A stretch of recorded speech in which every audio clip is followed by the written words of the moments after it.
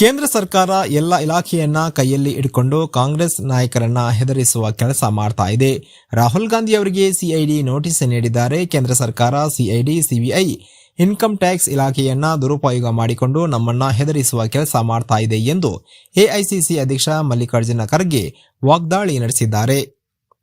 ಕೇಂದ್ರದ ಬಿಜೆಪಿ ಸರ್ಕಾರದವರು ಮಾನನಷ್ಟ ಮೊಕದ್ದಮೆ ಹಾಕ್ತಾರೆ, ನೋಟಿಸ್ ಕೊಡ್ತಾರೆ, ಎಲ್ಲವನ್ನ ಎದುರಿಸೋಕೆ ನಾವು ತಯಾರಿದ್ದೇವೆ. ಇಂತಹ ಧಮಕಿಯಿಂದ ನಾವು ಎದುರಲ್ಲ ಎಂದು ಅವರು ಹೇಳಿದರು. ಮಹಾರಾಷ್ಟ್ರ ಮತ್ತು ಮಧ್ಯಪ್ರದೇಶ ಸಿಎಂ ಬಿಜೆಪಿ ಸೇರ್ಪಡೆಗೆ ಸಿದ್ಧತೆ ವಿಚಾರಕ್ಕೆ ಸಂಬಂಧಿಸಿದಂತೆ ಪ್ರತಿಕ್ರಿಯೆ ನೀಡಿದ ಅವರು, ಎಲ್ಲರನ್ನ ಹೆದರಿಸಿ ಎಲ್ಲರಿಗೂ ಇಡಿ ಧಮಕಿ ಕೊಟ್ಟು ಐಟಿ, ಸಿಬಿಸಿ ಸೇರಿದಂತೆ ಎಲ್ಲ ಏಜೆನ್ಸಿಗಳಿಗೆ ದುರುಪಯೋಗ ಮಾಡಿಕೊಂಡು ಬಿಜೆಪಿಯವರು ಮುಖಂಡರನ್ನ ಸೆಳೆದುಕೊಳ್ತಾ ಇದ್ದಾರೆ ಎಂದು ಆರೋಪ ಮಾಡಿದರು.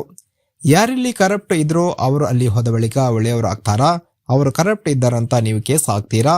ನೀವು ಪಾರ್ಟಿ ಜಾಯಿನ್ ಮಾಡಿಸಿಕೊಳ್ತೀರಿ, ನಿಮ್ಮಲ್ಲಿ ಬಂದ ಮೇಲೆ ಅವರು ಸ್ವಚ್ಛ ಆದ್ರ ಎಂದು ಖರ್ಗೆ ಪ್ರಶ್ನೆ ಮಾಡಿದ್ದಾರೆ. ವರದಿ ಅರವಿಂದ ಮಲ್ಲಿಗೆ, ಬೀದರ್.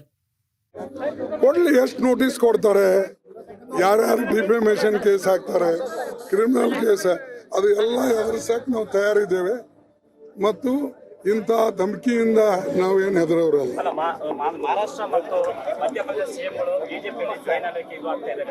ಹೋಗ್ಲಿ, ನಾ ಹೇಳ್ದಲ್ಲ, ನೀವು ಕೇಳಲಿಲ್ಲ ಕಾಣ್ತದೆ. ನಾ ಹೇಳಿದೆ ಎಲ್ಲರಿಗೆ ಹೆದರಿಸಿ, ಎಲ್ಲರಿಗೆ ಇಡೀ ಧಮಕಿ ಕೊಟ್ಟು, ಇನ್ಕಮ್ ಟ್ಯಾಕ್ಸು, ಸಿಬಿಸಿ, ವಿಜಿಲೆನ್ಸು ಎಲ್ಲ ಏಜೆನ್ಸಿಗಳಿಗೆ ದುರುಪಯೋಗ ಮಾಡಿಕೊಂಡು ಅನೇಕ ಮುಖಂಡರಿಗೆ ಅವ್ರು ಸೆಳ್ಕೊಳ್ತಾ ಇದ್ದಾರೆ. ಯಾರು ಇಲ್ಲಿ ಕರಪ್ಟ್ ಇದ್ರೋ ಅಲ್ಲಿ ಹೋದ್ಕೊಳ್ಳೆ ಒಳ್ಳೆಯವ್ರು ಆಗ್ತಾರ?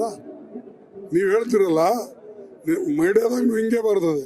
ಮತ್ತು ಅವ್ರು ಕರಪ್ಟರ, ಅವ್ರು ಇದುವರ ಅಂಥೇಳಿ ಅವರಿಗೆ ತೆಗೆದ ಮೇಲೆ ಅವ್ರು ಕೇಸ್ ಹಾಕಿದ್ರು.